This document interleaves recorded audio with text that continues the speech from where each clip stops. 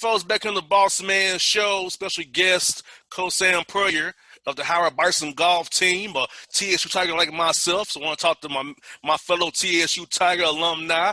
Coach Puryear, how things up with you guys in D.C., man? Man, things are great right now. Honestly, I have zero complaints. At the end of the day, I'm grateful for each and every day. Most definitely. Now, Coach, you started a program at Howard from the ground up. Steph Curry stepped up big with a great donation to the university for 6 years for your program there. So you just hired this year as the coach of the golf team, men's and women's. So how has that transition been for you with the golf team taking over at Howard now and being where you've been over your career and building this thing from the ground up, Coach? Well, first of all, as you know, it hadn't been a typical year, so that within itself has made the transition pretty interesting. I mean, from COVID to the lack of contact to the recruiting deadlines, the recruiting dead period. So it's been a crazy year, honestly. The last 6-7 months have been bananas. But at the same time, it's actually been interesting because it has forced you to have a lot more conversation and communication with your team. I feel like and I'm a communication person, so I feel like through the communication realm, you're forced to speak more and you get to know your players, I think, a little better. Although you're not in physical contact with them. So for me, it is different, but at the same time, I take it as a nice challenge. Yes, indeed. And, Coach, I think you take your pride in building something from the ground up as well because, when you get to start something like your foundation, set your culture from day one, I think that's really great for you as you build this program for years to come here. Yeah, I think so. I think, at the end of the day, I think, we're trying to right now lay the bricks, lay the framework, lay the groundwork for something that's sustainable year after year after year. And, although it is a, 6-year investment on the front end, I'm looking at it as a lifetime investment because to me, like I tell students all the time, it's not a 4-year decision when you decide to come play for me. It's a 40-year decision because of the decisions that you make, the opportunities that you create, and the experiences, they last a lifetime. Even when those 4 years have all have come and gone. Yes, indeed. And Coach, Howard's a great university, a great city of DC. It's a great recruiting point already just going to Howard education in the city of DC. So as you start this golf team from the ground up, where's the pitch to young recruits that remain here in Atlanta and beyond who hear this interview globally, who might want to get in, who are golfers in high school now and want to come play collegiately in the MEAC conference with you guys? Well, I look at it this way. I mean, number one, just my track record, I've won everywhere I've gone. So, you can go out and play for another coach, and the coach will say, well, if you come here, then I think we will do this. We might win. Well, if I say, hey, come play for me, you can look at my track record, and it will say, you come play for me, and we will win. Now, I've coached 12 years. I have 6 rings. I challenge you to put that up against another coach with a national championship ring, a Big Ten championship ring, a couple coach of the years, 4 of the conference titles, and a ton of collegiate victories winning tournaments. So I'm comfortable with my track record. I have a couple guys I've coached that are still on the actual PGA Tour. That being said, I can tell you what those people are doing in order to get better. I can tell you what they did in order to get better. I can tell you what they're doing to maintain and try to always maintain that level to keep trying to, play for that check. That's the one thing I can give a young person that a lot of people can't. Most definitely. And you know what, Coach, is so great about it is, like you said, you talk about off the air that you played for Coach Stark since Tennessee State University, the first women's coach in the D1 there as far as a woman there. How was the experience for you at Tennessee State playing for her, and what is she instilling in you as you coach guys and girls today to be better golfers?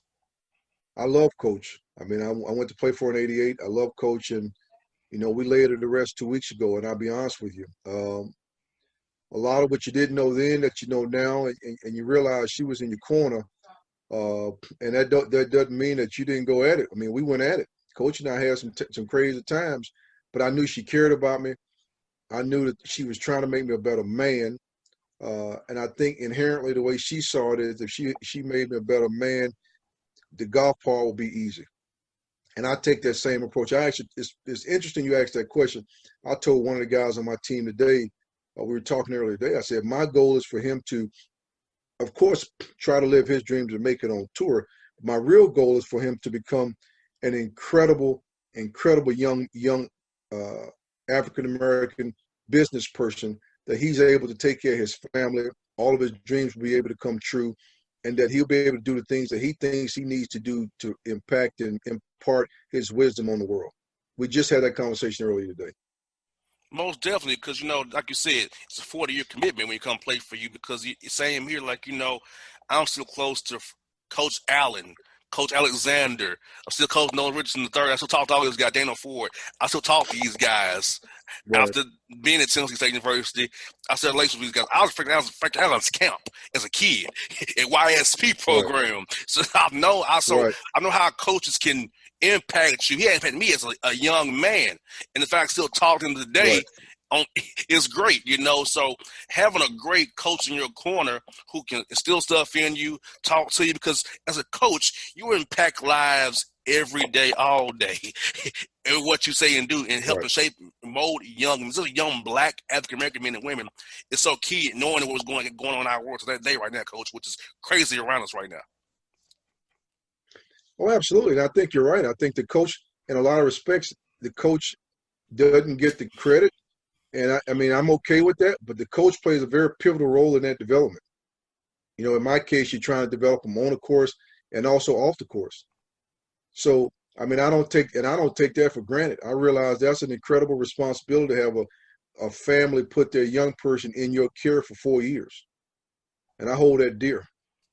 Yes, indeed. And you know what, Coach? I also feel this way about golf. It's like golf is a sport where you can get stuff done business-wise. So you say, I've become a young businessman. I know me, I have my degrees in business. A lot of deals are made on the golf course, tennis courts. So you play on a sport that can take you farther. You can play late in life. Football, basketball, it stops for you. But tennis and golf, a lifetime sport. You can play whenever, whoever you want to. So I think that is a great thing about golf, is that it's a lifetime sport that can bridge the gap for a lot of different things, open a lot of doors, and get stuff done. Well, I agree, and I think too. I mean, if you think about it, what you're doing is you're creating a lifestyle. The key is you're creating a lifestyle, and I think as these young people develop jobs in corporate America, or they become entrepreneurs and do it on their own, becoming a member of that country club, becoming a member of that public course, playing golf with their clients, regardless of what they do, becomes a piece of the norm. And it's good, at least if you can speak that language with them, which will help you in different forms of, in your own personal life and business life. I just don't know how you can go wrong. I'd be hard pressed to find a sport that can prepare you for the real world more than golf. I can't think of one right now. I can see that. And Coach, let me ask you this, as a young African-American kids, golf can be kind of expensive for young Black kids to get into. So how's the sport about making it cheaper for more feasible financially for young Black kids to get into the sport of golf and tennis and those kind of sports that kind of cost a little bit more money to get into than basketball or football or baseball would? Well, there are programs out there. There are organizations and programs in every city around the United States which have programs that will put clubs in young people's hands, that will help you gain some level of access. I mean, there are programs all over the United States like that. But I also look at its priorities.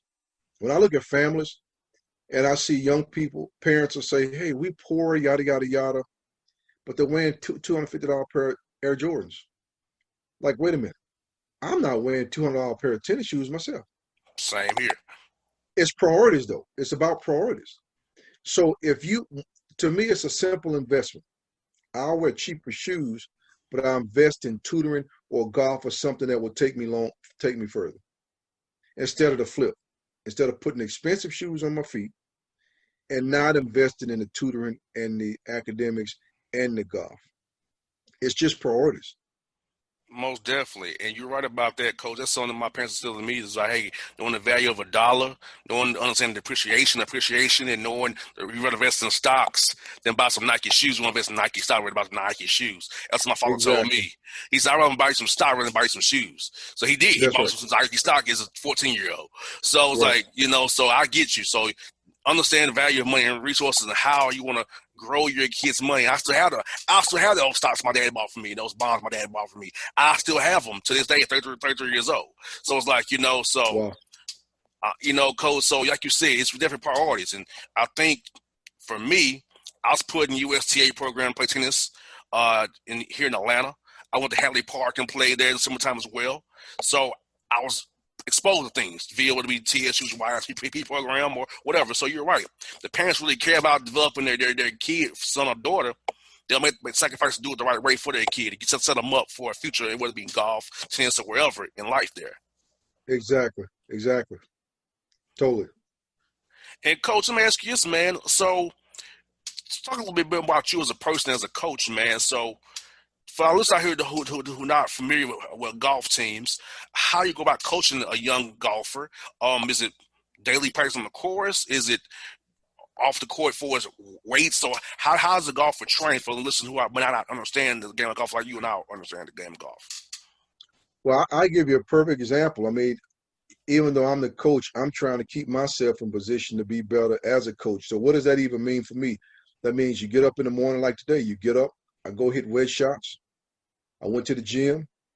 I'll come back here to the house after this interview. I'll stretch. I'll prepare, rest my mind. I'll do some more exercise later, and I'll do something golf-centric. When you're playing collegiately and you're trying to get to that next level, you have to eat and sleep golf. You have to spend time on your game. You have to chip, pitch, putt, hit balls. You have to play. At the same time, your nutrition and your exercise has to marry your physical part. So if you're not resting and recovering properly, if all of a sudden you're out eating a ton of sugar and drinking 10 or 15 Gatorades, there's absolutely no way your game will follow. So you're about creating that equitable balance in your life. So yeah, you need to be working out. You need to be exercising. You need to have your nutrition right. You need to be on the course working on your game, but your mind has to be rested enough to be able to ingest and digest what you're taking while you're out on the course. And at the same time, you need the tutelage while you're out there. Iron sharpens iron. No one could become great by themselves. Most definitely. Anybody that you name in the history of time, I don't care who you name, has had somebody that they look to for something. That's how you become great. Most definitely. And Coach, let me ask you as far as COVID. How has COVID affected training on the golf course? I know it's an outdoor thing, so you're not really enclosed. So how's it affected your guys' training for us with COVID here and trying to social distance and get guys and gals in shape here for the upcoming season here, hopefully here real soon? Great question. I got to be honest with you. I don't think COVID has affected us at all on the golf course. I think for golfers around the United States, as a matter of fact, I just got this text probably 25 minutes ago, right before I started this interview with you. And it was about some scores out of Arizona. And the high school scores, they're the best they've ever been. They shattered like a 25-year record. Wow. I'm seeing this now all over the country because what's happening is these kids have been on the golf course since March working on their game. So actually, I think these young golfers have gotten better. They've gotten better during the COVID. So now, because of virtual learning, they're doing their virtual classes, they're in the gym, and they're spending all day on the golf course. So I think COVID, in some respects, where it has probably hurt some sports like swimming because you can't get in the water, it's not affecting golf at all. Matter of fact, I would almost put money to say the golf is getting better. Wow, I can see it because that's one thing you can do outside without worrying about, hey, getting somebody too close to you. Social distance already. You got your own cards, your own balls. So I can see that going down that way for sure. And Coach, let me talk about Tennessee State University.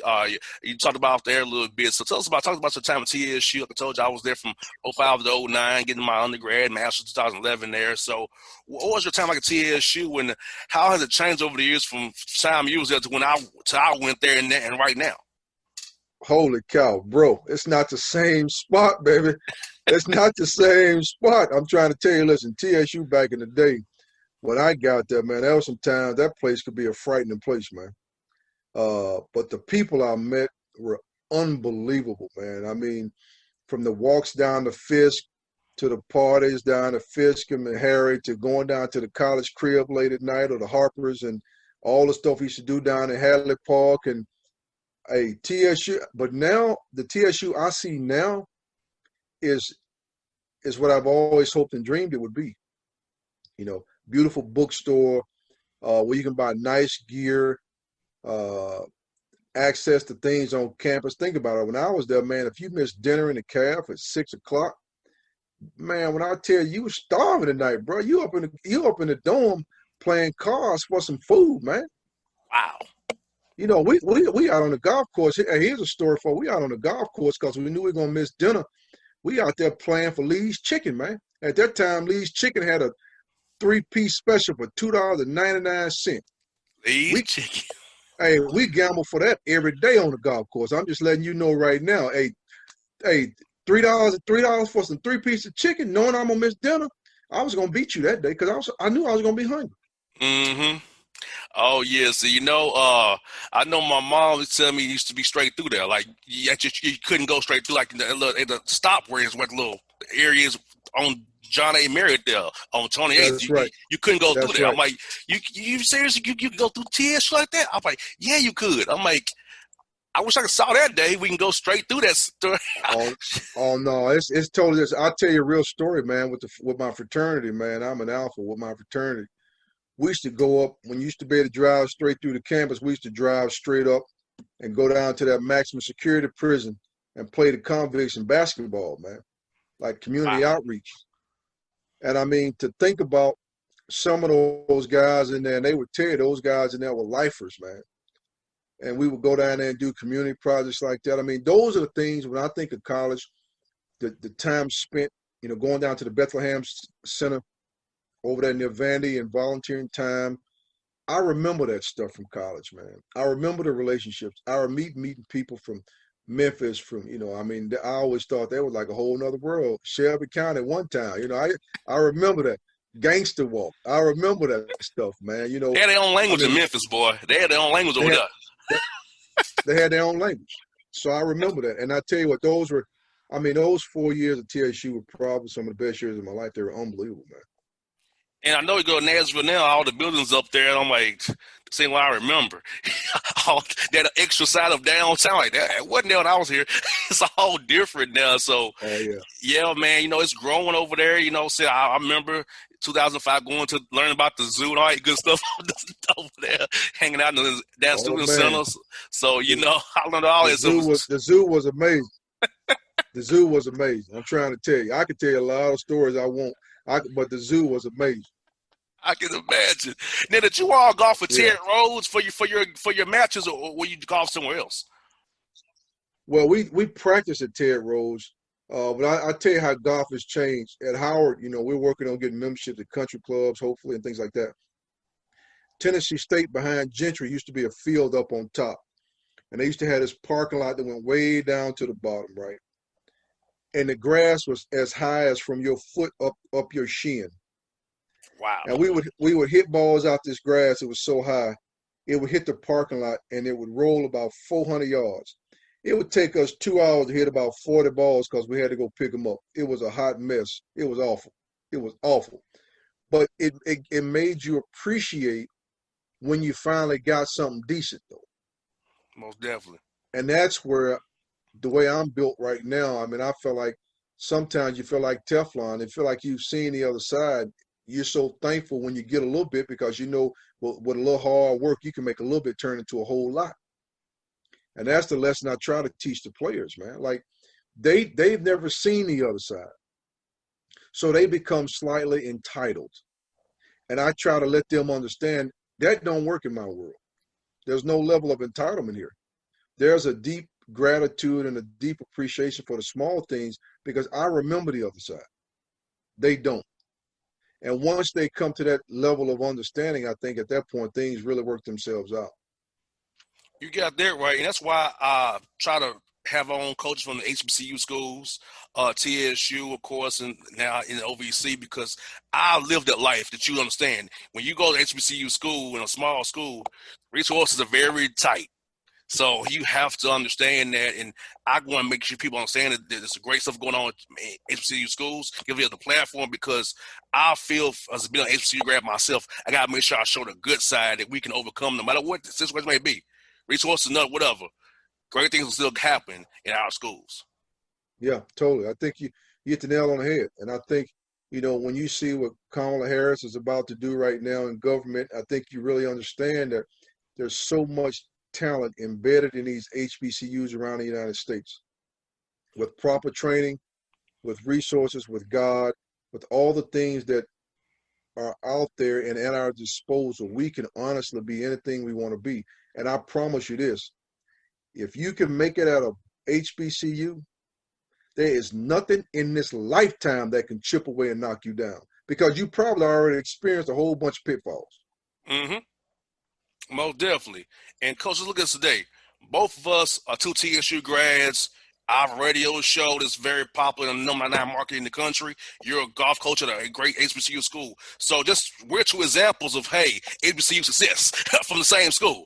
Different areas, but the same school. So, we're an example for people right now today that, hey, go to HBCU school. You can be successful like anybody else can. Totally. 100%. 100%. Mo Devil, Coach Puryear, thank you for your time today, man. This has been great talking to a fellow Tiger, talking about your new product, the Howard Bison, because I don't be watching golf now because of you, man. I'll be looking at the scores now to make sure y'all doing well now because of you, brother. I'm definitely cheering for you guys from the ATL. Well, I appreciate you, man, and go Big Blue, man. I appreciate it, and hey, all those days I fondly remember, and I'm looking forward to creating those same new memories at Howard right now, and I'm excited about what's about to come. Coach, when I find out when the Hawks play the Wizards, I'll definitely hit you up when I'm in town and come by and see you guys because I have no idea where you're playing ball for in the NBA. I have no idea, but when I find out, I'll let you know and make sure I'll stop by the Howard, see you guys over at the Howard Bison, man, and see Derek and everybody over there who I know at the school, man. Y'all get some good people over there, man. Well, I appreciate you. Derek knows it's been fantastic, and I think right now it's just beginning. I think it's only going to get better. Modell, folks, it's Coach Sam Puryear on the Bossman Show, Howard Bison golf coach, and former Sixth Tiger like me. We all the big blue over around here. We out. Grab a hold of big breakfast flavor at Hardee's. Try 2 breakfast sliders for just $2.99. Get Applewood smoked bacon or freshly grilled sausage with fluffy eggs and golden melty cheese, all on a toasty little bun. Good morning, start at Hardee's. Available now for a limited time at participating restaurants. Tax not included. Yeah, man, it's just, we were, playing as good as we were peaking at the right time. And, and then this COVID hit, man, it was kind of devastating because, I have 14 new guys. And, when you have 14 new players, it takes a minute to gel. And the good thing about those guys was they stayed the course. Even when we were struggling, they knew that we had something. Once we got it down, we were going to be really good. And, man, they stayed the course. We started rolling, and all of a sudden, man, this COVID hit, and we had to stop in our tracks. And it was one of the toughest things I ever had to do was go in that locker room and say, man, the season's over with. And all this time and effort and work we did and the success we were having, is done. And we're not going to have anything to show for it. And yeah, Coach, I know around that time, man, I know I was in March, I was with the Hawks. That's my birthday when everything shut down in the NBA. So were you all in Birmingham when that all went down? Had you already played your first round game and heading to Birmingham when you had to tell those guys it was over? We had won our first game at home against Alabama State, and then we were on the road, man. We were right in the just got into Mississippi, man, and got the call saying we had to turn around. Man, I know that was tough for those young men. And, Coach, I saw last year, man, you had to pretty much go back to your way of playing ball because I know how you play. From your days at Morehead State, you was playing short rotations. That's not true. You played 9, 10, 11 guys, and then at one point you said, I'm going to go back to being what I do what I do. And so how did you guys respond to you saying, hey, we playing my way. We're going to do it the way I've done it all this time. And when they finally got it, and on that run you guys went on there? Well, what happened was, we went on a 6-game winning streak after we lost our first 3 conference games. And guys still weren't happy when we were winning. But I shortened the rotation. So I told them after the Jackson State game, we got beat at Jackson State. I said, here's what I'm going to do. I'm going to go back to playing my ball. I said, and that's playing a lot of guys, but we're going to play at a pace that's unlike anything that we played that we're going to play against. And if you guys can get it, everybody plays. If you don't get it, I'm playing the ones that's getting it. I'm going back to the 7, 8, 9-man rotation. Man, every time I sub somebody, I never missed a beat. Them dudes was ready, man. And everybody was involved in the success that we were having. So the locker room, the bench was, man, everybody was just waiting for their turn, knew they was going to get it. And when you got, 12, 13 dudes, man, know they're going to play and play significantly and, and have fun doing it, it's hard to stop that, man. And that's what happened. And, it was tough the way it had to end. But the good thing is we really only lost 2 players. And we got pretty much everybody back. We got almost 90% of our scoring back. So we just hoping that we can get started again, man, and kick this thing off and continue what we had going last season. And there, Coach, like I said, you said, when guys know they're going to play, they're going to be engaged in practice, shoot-arounds, timeouts, because, guys, the main thing is to play, but, playing for you. You got to defend like hell, play with Sean Wood. So give them the buy-in defensively, then play that ball offensively, transition easy for you guys. Exactly. And we were locking people down, man. I mean, holding teams under 40%, out-rebounding them, double figures. We were just getting it. And I didn't care who I put in, I wasn't going to say produce, and they did it. And it was just a real refreshing and gratifying situation as a coach. And, I hopefully we can do that again with these new guys that we brought in. Well, Coach, you got 5 newcomers, one of them being your son. You got some JUCO guys, some transfer guys. So tell us about your 5 new guys, and especially how's it been to coach your son, Deshaun, up? Well, I haven't been able to do much. We had a week of practice because we didn't get started till after Labor Day. And then we had 2 guys test positive, so we're just now starting back today, man. I'm heading back to the office right now. Can't wait to be able to start back today. So hopefully that was a bump in the road and we don't have any more of those. And I'm just excited, man, to get started again. I haven't been able to touch them as much.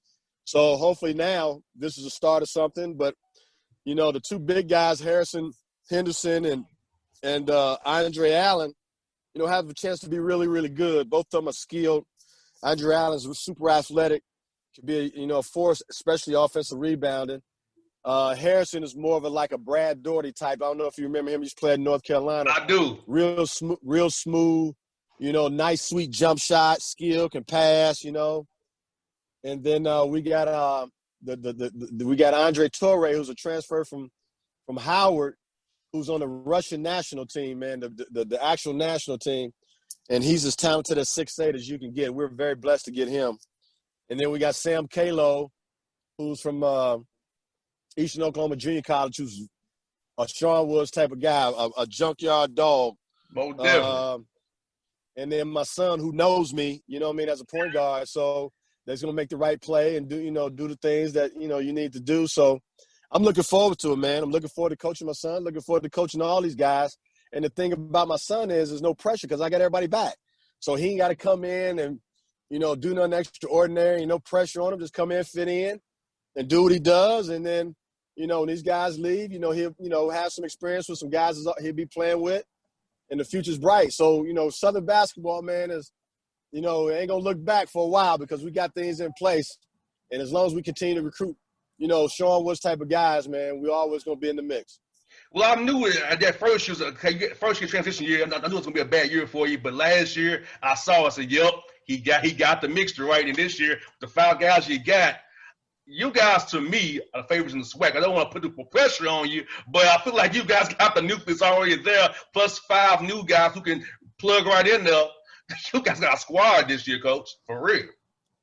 I'm looking forward to it. It's the only thing is I didn't get the summertime makes me.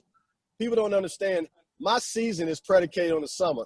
We didn't get a summer this year because of COVID. You know what I mean? So now I'm rushing to get some, player development in before we start going banging and slanging because you don't want to go in and hit them real hard and injuries start to plague you a little bit. So I'm trying to be smart about it and take my time, but knowing that I got something. And all it is just really acclimating these new guys into what we already got. And once that happens, man, because all the new guys pretty much are the guys with size. So once they get it, you know what I mean, hopefully we can, instead of us having that finding our way at the beginning of the year, we can already be there, you know what I'm saying, and continue to get better, because we will still get better even though we were winning and having and beating people by double figures. We were still getting better. We hadn't peaked yet. So that was the scary thing, you know what I'm saying? That our ceiling is so daggone high that I'm just trying to continue to get there, but this thing stopped me, man. And I've been going crazy. I can't touch my guys, you know what I'm saying? So definitely. Now I'm like a bull in a china shop, now that I got them, and I'm rushing over here as I'm talking to you to get to them, and hopefully this thing can continue, Most definitely. And you know what, man? You know what's so great about it is, like, the summertime, like, the guys should be very fresh because you couldn't really work them out and run them. So, you young men, did you all have on like a little plan at home for us doing something in the yard, and how to get the young men from kind of not being so far out of shape when you get them now? We're like, oh, my God, I got to start from scratch. So how did that go for you guys with your strength coach there?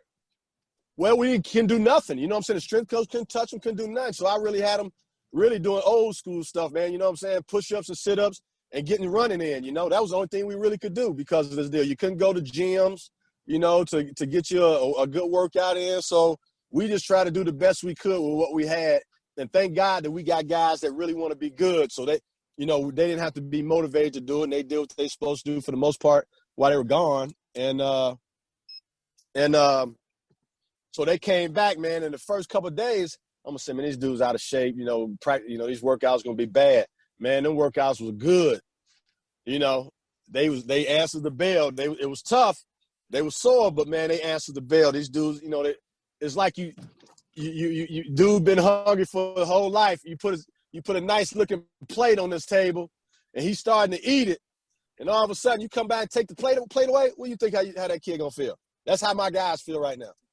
Most definitely. And for you, man, recruiting for the next class here, how's that going via Zoom all this time, man? I know you a guy love got to build relationships, face kind of a guy, but how is it trying to build relationships and recruit via Zoom this time around? Did it help you expand your reach because you had to waste the budget to travel this time last year? Well, I tell you what, it makes things a little more equal because even the bigger schools can't go out and can't visit and all that. So it's pretty much about relationships. So you find something, especially you can get a diamond in the rough, especially in your state, because kids are getting desperate now because they didn't get a chance to really have a showcase because they didn't get a chance to play in front of no college coaches. Now you can get a kid that they didn't get to see. Normally when you offer a kid, you see a kid at the mid-major level, you think you got something, and all of a sudden, man, he go to a tournament, blow up, and here come the big guys, the big schools. You dig what I'm saying? Yeah, most definitely.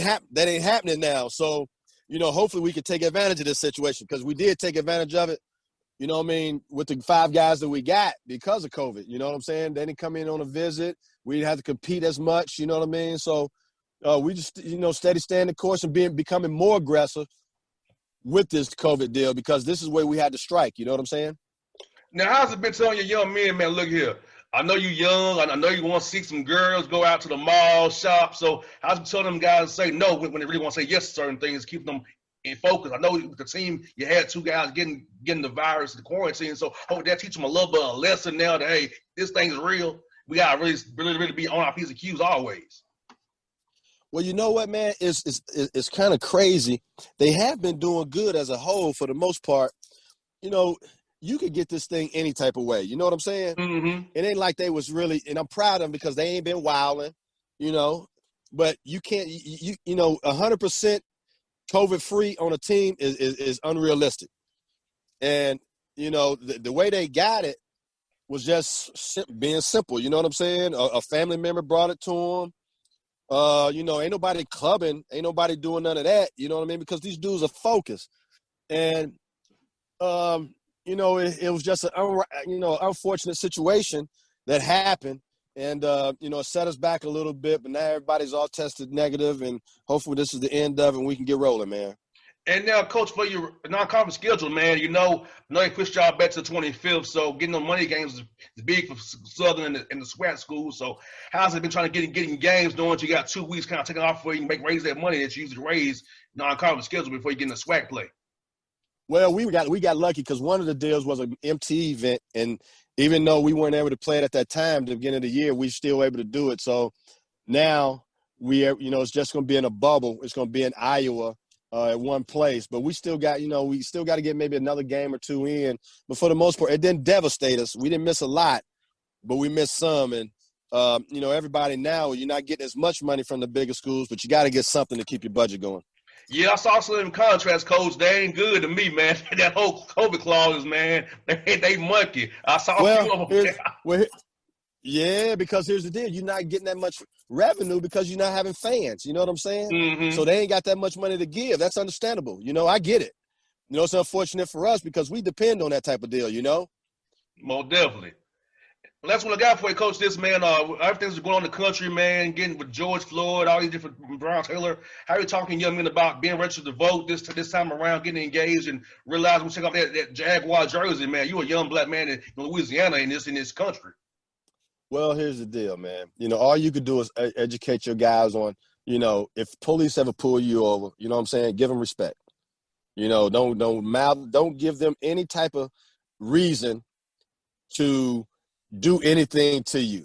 You know what I'm saying? Definitely. If you get pulled over, stay in your car. You roll down your window, yes sir, no sir. If I was speeding, sir, I was speeding, I'm sorry. The worst thing you could do is get a ticket. You know what I'm saying? If that's the worst thing out of this deal because of all this other stuff going on, man, take that ticket, pay that $75 or whatever, man, and keep it moving. You should have been speeding anyway. You know what I mean? Yes, indeed. So my thing is, man, how this country is right now. Everybody ain't bad, but you got to select few. That's everybody. You know what I'm saying? Like all of us ain't good. Most definitely. But you just got to stay away from harm's way as much as you can. Use your common sense and get on through life, man. That's why you here, because you fortunate. You know what I'm saying? You ain't at the crib, ain't got nothing to do, while your other buddies at the crib, 18, 19, 20, 21, 22 years old, ain't found themselves yet. You in a organized situation.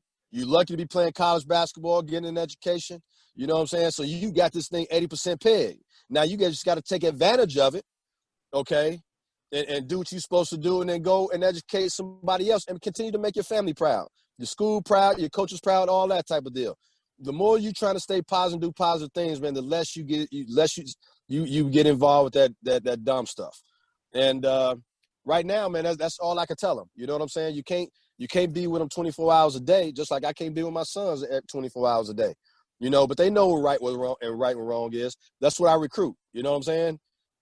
So I try to stay away from that dumb stuff. But we all are susceptible to mistakes, and we just got to continue to just be aware of our surroundings. Ain't nobody Superman. Just do what you're supposed to do, how you're supposed to do it, when you're supposed to do it. And take advantage of your blessings, man. And if you do that, you know what I'm saying, you're ahead of the curve as far as getting into a situation that you don't want to be in. Well, Coach, well said, my brother. Coach, I'm going to try to catch you, man, either in Montgomery or Huntsville, man. So I know you got to play those guys. Hopefully catch you one of them dates, man, when you come at the Alabama swing, Coach. No doubt about it, man. You my guy. No doubt, man. Hey, give him hell, Coach. Give him hell, man. I don't know no other way, baby. Don't know no other way. All right, man. Hey, thank you, Coach. Do it again real soon, brother. No doubt about it. I'm always. All right, brother. That's Sean Woods on the Bossman Show. All right. Sally Beauty's new all-in-one hair color kits make it easy to color your hair at home. Get everything you need to color for beautifully radiant results. Loved by professionals, open to everyone. Sally Beauty. All right, folks, back on the Bossman Show. Friend of the show, Coach Tavaras Hardy, the Loyola Greyhounds out of the Patriot League up in Baltimore City. Coach, how you doing, man? I'm doing well, man. Thanks for having me, boss man. Good deal. Well, Coach, man, just talk to us, man. I know you was at Tech for a while with Coach Powelson. Now you got the job up here at Loyola, and you heading into year 2 here. So talk to us about how's it been for you, man, becoming the head coach of your own program now up in the great city of Baltimore up there in Maryland, man. Yeah, no, thanks for having me again. It's been great. The opportunity is one that, as assistant coach, you always wonder when it's going to come and how it's going to come.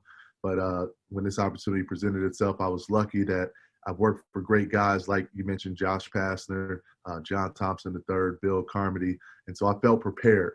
I felt ready to go. So now we're going into year 3, and so first 2 years we've been good in terms of laying the foundation, but now it's time to really see the fruits of our labor. So I'm excited about the squad. I hope with all this COVID stuff we can get to some sense of normalcy, because we got a good squad and we're ready to get to work.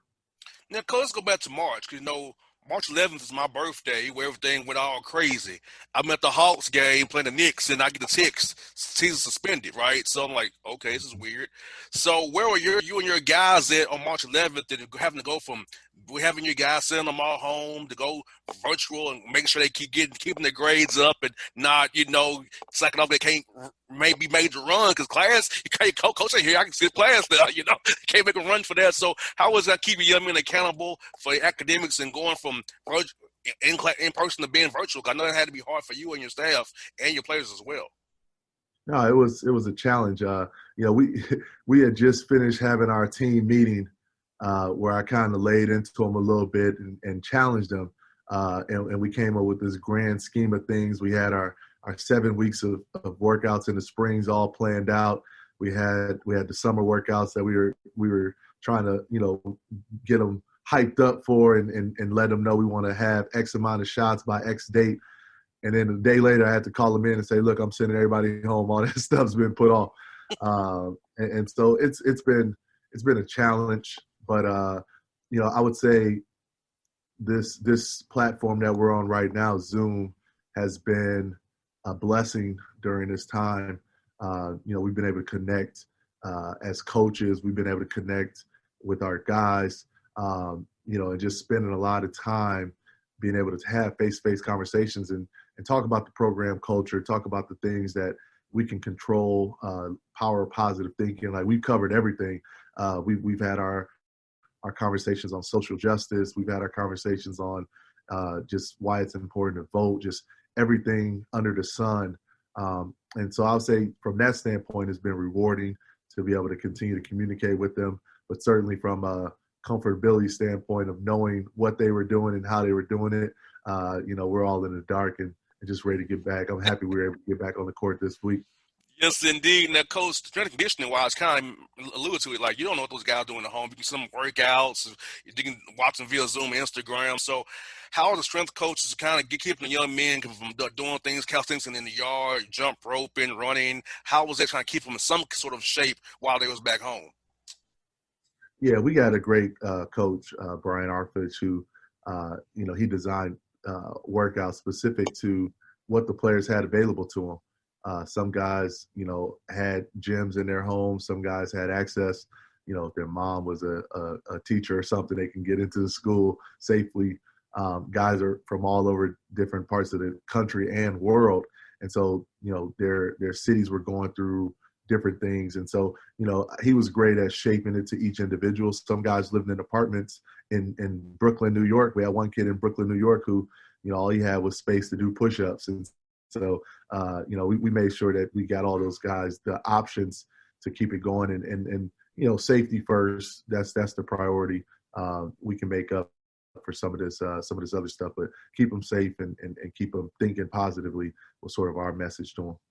Yeah, Coach, as they return here to you, are you going to kind of give them like a soft ramp up because, try to give the guys a full bore is talking about knees, ankles, some lingering all year long. So how are you going to approach kind of get the guys ramped up as you get ready to start practice here in October and get ready for that November 25th start that you guys have coming up here real soon? Yeah, so we've been very, meticulous with how we're going to get them back acclimated. And so it's two parts. It's COVID safety. So we want to protect them, from contracting or spreading. And so there's a set of protocols that we have in place to make sure that we're handling business in that regard. And then there's what you mentioned, the reintegration of their bodies, just making sure that they're not moving too fast. We're not trying to get it all back in 1 week. And so we've been good with executing that plan. We're locked in on the foundation phase again. What I'll say is this, boss, is the Patriot League announced that we're not going to play any games until after the new year. Oh, wow. And so that was announced last week, similar to what the Ivy League had done. And so, for us, we got a little bit more time. So we had a plan that we were preparing for that November 25th start, and we were able to go back and revamp it and prepare for after January start. So, Coach Hardy, so how does it affect you guys non-conference-wise? Because you guys have to raise money for the university and play those guarantees and those MTEs tournaments you had lined up. So, was the league going to subsidize you all for the money you missed for non-conference, or how's it going to work? Yeah, we don't have the details of that. What I'll say is, from our standpoint, and I think it's the same across the board. The big schools aren't paying the little schools much now anyway. Most definitely. Yeah, and so if you just really, really need it, and you're going to go out and I hate to say it this way, but get your head beat in 10 times to make 100,000. I feel for you. My administration had never, alluded that we were going to be in that position from the get-go, and so we were probably going to stick to a more local schedule anyway for safety and to save money. But the big schools aren't paying the guarantees because they can't have fans, and so we'll see how. Hopefully the market gets back to what it was, and so we can have those opportunities. But our administration has been great, and they haven't put any pressure on us to go out and try to go hunting for anything. Well, Coach, I've seen some of those contracts, man. I would hate to be in y'all's shoes. I've been faxed a few of them and emailed a few of them. I'm like, Lord, this is these clauses is something else, boy. It's paying for travel there. Hey, they ain't making no money. It's paying for travel. So yeah, hey, glad your administration taking care of you. I don't know why somebody would do it. To be honest with you, I'm not gonna go play a school with a budget 10 times of mine, just to say I played them. Yes. And, that's just not the way we do it. I love it. People send these messages to me, say, "Hey, look at this contract. Yeah, it sucks. I wouldn't sign it." So I feel for you guys, man. I feel for you for sure. Now, yeah. Coach, I tell you, man. What's good about the Patriot League is all the different schools you have in that league. All the historical schools. So for our listeners who don't know about the Patriot League the way you and I know it, tell them about the league and how tough it is to play the different schools you got to play. The schools is very, unique and classic universities, man. Yep. No, I mean, I love our league. I love everything it stands for. I would say there's a lot of good players in this league. People forget about that. You look at what our league has done versus other similar size conference schools. We're always near the top. We're a mid-major conference that competes as such, and a lot of great coaches. Obviously, the model for the league, the student athlete experience, the emphasis on our student athletes have to be similar to what our student body looks like in terms of their academic performances. I like that. I think it allows us to go out and get a kid that's hungry to be successful in life with and without the ball.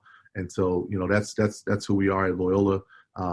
We celebrate the academic success as much as we celebrate the athletic success.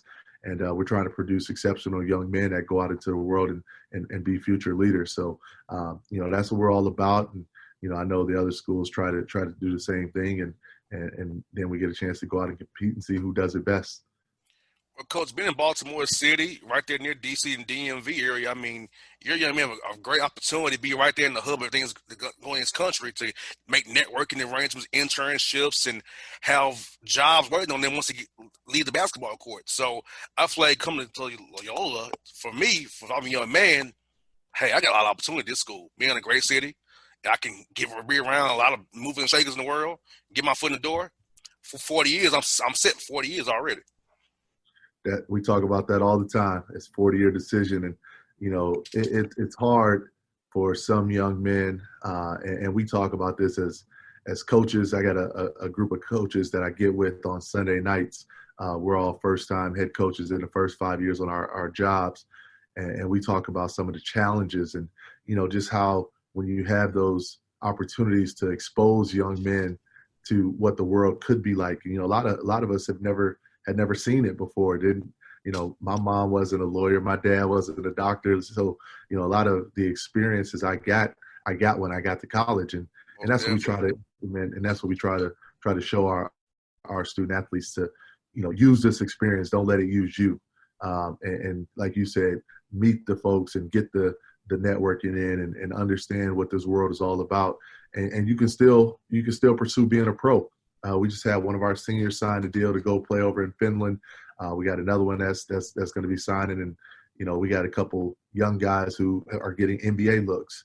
And so you can still be a pro, but just know that you need to have options and have the right to choose, not just be chosen.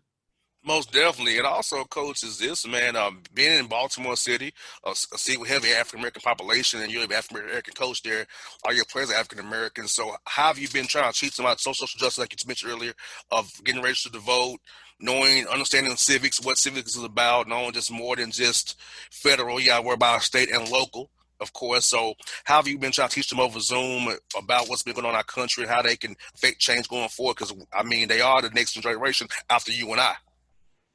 Absolutely. No, it's funny. We've been talking about this from day one. It's important to me that, our guys have a good understanding of history, have a good understanding of why things are the way they are and how we got here. And then, as you said, figure out a way that we can all positively affect change. And so we have those heart-to-heart discussions. One thing, I'm pretty vocal with who I am. But I never try to impose my will on the guys. I want them to think for themselves. I want them to evaluate situations and come up with their own conclusions. And so I think one thing this country has been missing is that open dialogue with people from a diverse set of backgrounds. You'll find out, and I say this all the time, we're way more similar than we are different. Most definitely. And I don't know if you're a Republican, a Democrat, a conservative, a liberal. In the grand scheme of things, we all want to be successful. We all want to work hard and get what we earn. We all want to provide great opportunities for our family and our loved ones. And, if we're all moving in that same direction, this country can be that country that we all know it can be.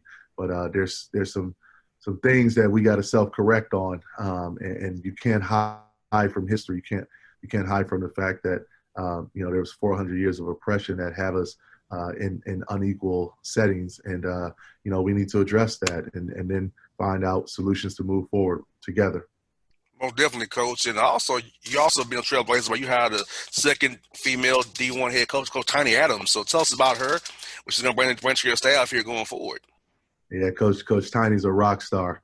What I'll say is, the first attraction, number one, she's a grinder. So she reached out and, sent me a note in her book and, just kind of, I called her former boss who, she was working with, who we worked together when I was at Georgetown, Kevin Brodus. And, I just asked him, I was like, is she as good as it looks on paper? In terms of her background and in terms of her experiences, she was a great player.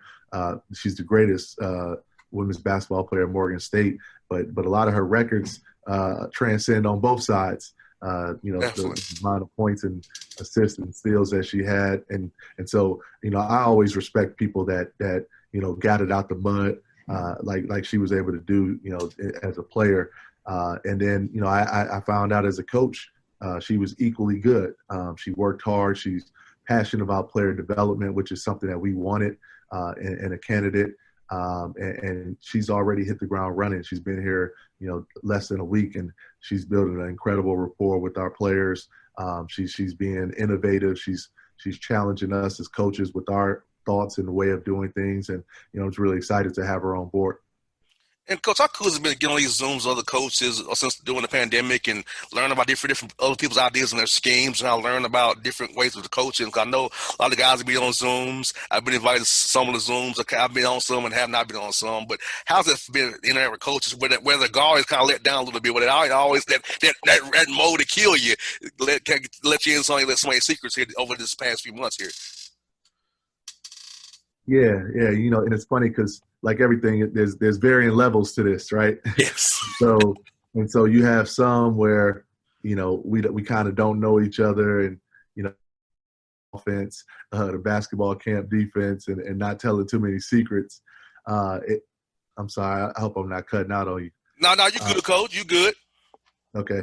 And then you have others like we have that I described on Sunday nights where, you know, we are letting our guards down and we're chopping it up because, again, we're all going through similar things. And so guys are sharing and, you know, we're talking about, you know, how we're managing different situations. You know, we're talking X's and O's. You know, it's just one of those things where you got a bunch of like-minded guys, even though we play differently. You know, we feel like we can learn and grow together. And so like those are the exciting ones. You know, the other ones that sort of jump on and give your quick and easy. You know, those we're doing it because we have to. But I like the ones where we're really getting up close and personal and getting to know each other. Yeah, most definitely. Those very exciting, man. I love them, man. I've been hearing a lot about them. I've been on a few of them, so it's been very, very cool. But Coach Hardy, man, keep up the good work, man. When next time you're in Atlanta, man, let me know, man. We got to go get some food somewhere, man. Midtown Buckhead somewhere, man. Got to get something. Yeah, no, I love it, man. I miss Atlanta. My family, we had a great time in our 2 years down there, but you know, happy to get down there, but loving Baltimore as well. So if you're ever up here, I'll show you where the crab spots are, and we can get it in. Hey, when we play the Wizards, I'm gonna hit you up. We play the Wizards. I can come up there, rent a car, and go up there. I'll let you, man. You know, we play the Wizards. So when I find a schedule, I got you, Coach. Still, I find a schedule. I appreciate it. Hey, Coach, be safe, man. Be easy. We'll talk to you real soon now. Right, take care. I'll see you. All right, it's Tavaras Hardy on the Bossman Show. Hip-hop fans, I got a great album for you. The debut album from Family Grind ENT, True Speech and 313 Fresh. We're going to give you 2 discs, 33 songs of pure, genuine hip-hop. Album is available on iTunes, Amazon, Google Play, illstreetrex.com, and streaming live right now on Rhapsody, Beats Music, Spotify, Xbox Music, Slacker Radio, and SoundCloud. Check them out today. True Speech and 313 Fresh. Family Grind ENT. Believe in it. Get it. A gorgeous tan from Suntan City gives you an inner glow that relights the fire when you run into your first crush. Vicky, who was that? An old boyfriend. Lucky you just tanned at Suntan City. Lucky he's single. We're doing lunch tomorrow. Won't be single for long then. During Tour of the City, try all 5 tans, including spray tan, for just $4.99. Restrictions may apply. Click to buy now. Suntan City, let yourself shine.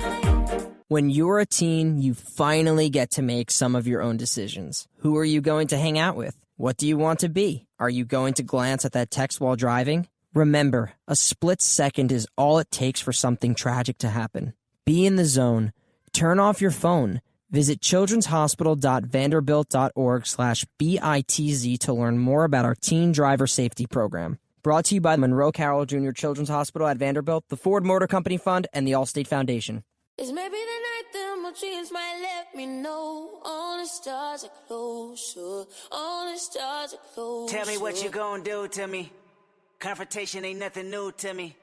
You could bring a bullet, bring a sword, bring a morgue, but you can't bring the truth to me. Alexa, play Kendrick Lamar and SZA. Okay. Maybe the night that my dreams might let me know. All the stars are closer. With Amazon Music, a voice is all you need. Get tens of millions of songs. Download the Amazon Music app today. Yeah, it's your man JC, the host with the most, baby, and it goes down each and every Saturday night right here in the city of Memphis. That's right, y'all. It goes down at Clicks Sports Bar Memphis, baby. 3705 Malco Way, Memphis, Tennessee, 38125. Come out and join us, the Three Kings, each and every Saturday night for the livest karaoke in the city. Everybody gets in free till 10 p.m. Only $5 after. Great food. We got drink specials. We got all kind of games, man. We got the pool tables popping. Whatever you want, we got you, man. Come on out. Have a good time with us each and every Saturday night. That's Clicks Sports Bar, Memphis.